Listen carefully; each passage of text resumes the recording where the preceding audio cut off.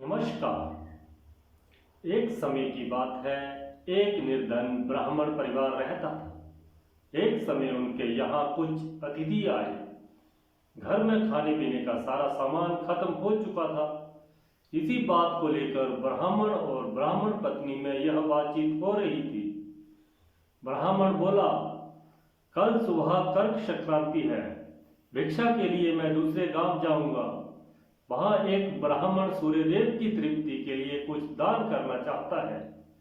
पत्नी बोली, तुझे तो भोजन योग्य अन्न कमाना भी नहीं आता। तेरी पत्नी होकर मैंने कभी सुख नहीं भोगा, मिष्टान नहीं खाए, वस्त्र और आभूषण की तो बात ही क्या करना। ब्राह्मण बोला, देवी तुम्हें ऐसा नहीं कहना चाहिए।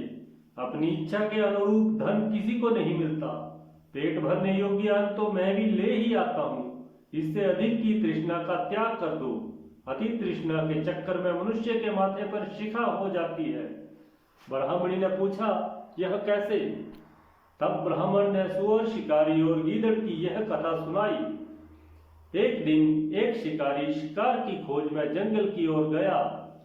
जाते जाते उसे वन में पहाड़ जैसा काला बड़ा सुअर दिखाई दिया। उसे देखकर उसने अपने धनुष की प्रत्यंचा को कान तक खींचकर निशाना मारा। निशाना ठीक स्थान पर लगा।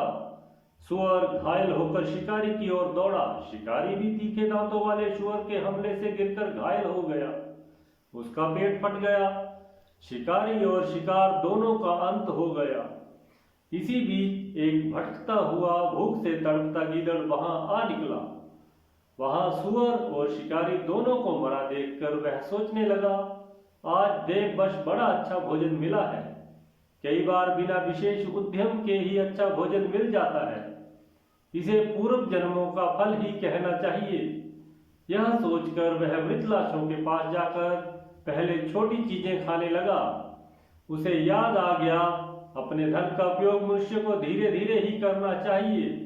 इसका प्रयोग रसायन के प्रयोग की तरह करना उचित है। इस तरह अल्प से अल्प धन भी बहुत काल तक काम देता है। अतः इनका भोग मैं इस रीति से करूंगा कि बहुत दिन तक इनके उपभोग से ही मेरी प्राण यात्रा चलती रहे। यह सोचकर उसने निश्चय किया कि वह पहले धनुष की डोरी को खाएगा। उस समय धनुष की प्रत्यंचा चढ़ी हुई थी। उसकी डोरी कमान के दोनों सिरों पर कसकर बंधी हुई थी। गीदड़ ने डोरी को मुख में लेकर चबाया। चबाते ही वह डोरी बहुत वेग से टूट गई और धनुष के कोणों का एक सिरा उसके माथे को भेद कर ऊपर निकल आया। माथे पर शिखा निकल आई हो। इस प्रकार घायल होकर वह गीदड़ भी वहीं मर गया। ब्राह्मण ने कहा, इसलिए मैं कहता हूं, अतिशय लोभ से माथे पर शिखा हो जाती है। ब्राह्मणी ने ब्राह्मण की यह कहानी सुनने के बाद कहा, यदि यही बात है तो मेरे घर में थोड़े से तिल पड़े हैं, उनका शोधन करके कूट छाट कर अतिथि को खिला देती हूँ। ब्राह्मण उसकी बात से संतुष्ट होकर भिक्षा के लिए दूसरे गांव की ओर चल दिया। ब्राह्मणी ने भी अपने वचनानुसार घर में पड़े तिलों को छांटना शुरू कर दिया। छांट पछोड़ कर जब उसने तिलों को सुखाने के लिए धूप में फैलाया तो एक कुत्ते ने उन तिलों को मूत्र विष्ठा से खराब कर दिया। ब्राह्मणी बड़ी चिंता में पड़ गई। यही तिल थे जिन्हें पकाकर उसने अतिथि को भोजन देना था। बहुत विचार के बाद उसने सोचा कि अगर वह इन शोधित तिलों के बदले अशोधित तिल मांगेगी तो कोई भी दे देगा। इनके उचिष्ट होने का किसी को पता भी नहीं लगेगा। यह सोचकर वह उन तिलों को छाछ में रखकर घर घर घूमने लगी और कहने लगी, कोई इन छटे हुए तिलों के स्थान पर बिना छटे हुए तिल दे दे।